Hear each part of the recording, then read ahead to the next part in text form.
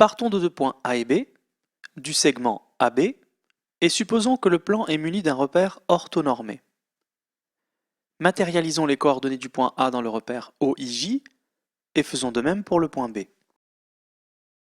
Parce que le repère est orthonormé, il est toujours possible de placer un point C comme celui-ci, de façon à ce que le triangle ABC soit rectangle, et que les côtés AC et BC suivent en quelque sorte les lignes des coordonnées. C'est un bon exercice de s'assurer que l'on sait refaire cette figure, quelle que soit la position des points A et B. Quand des points A et B ont des coordonnées dans un repère orthonormé, la longueur du segment AB peut s'exprimer en fonction des coordonnées des points A et B en utilisant le théorème de Pythagore.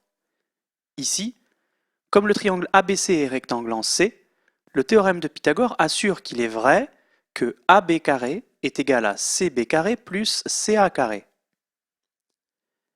Si à la place d'un segment entre A et B, nous préférons voir un vecteur, AB ou BA, prenons ici comme exemple AB, comme CB correspond à la coordonnée en X du vecteur AB et CA correspond à la coordonnée en Y de AB, le théorème de Pythagore peut se réécrire.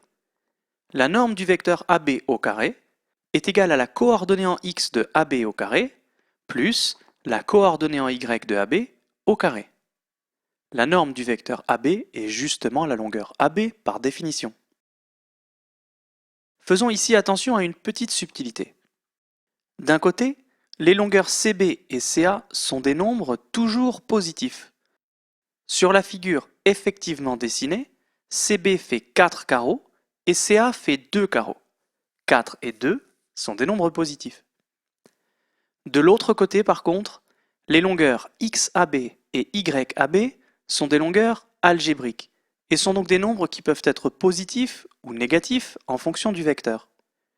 Sur la figure de notre exemple, XAB fait bien aussi 4 carreaux, mais YAB fait en revanche moins 2 carreaux.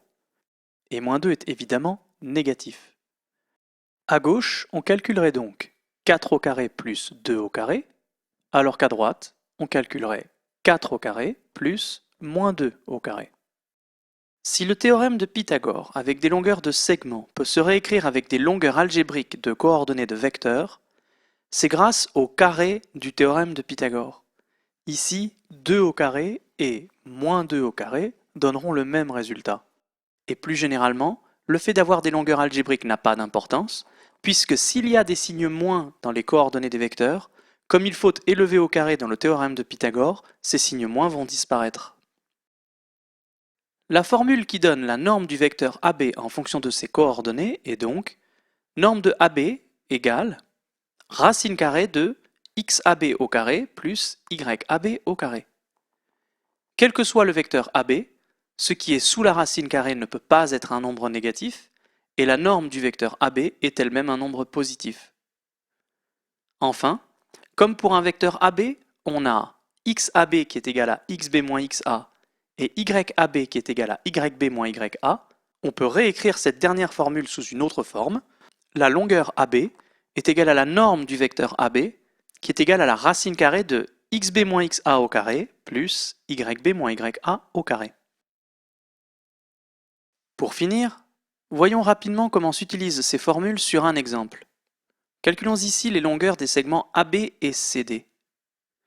Pour commencer, lisons graphiquement les coordonnées des points A, B, C et D, ainsi que les coordonnées des vecteurs AB et CD. Les coordonnées du point A sont 1, 4, celle de B, 4, 6, celle de C, 6, 1, celle de D, 3, 3, celle du vecteur AB, 3, 2, et celle du vecteur CD, moins 3, 2. Les vecteurs AB et CD ne sont pas égaux, puisqu'ils n'ont pas les mêmes coordonnées.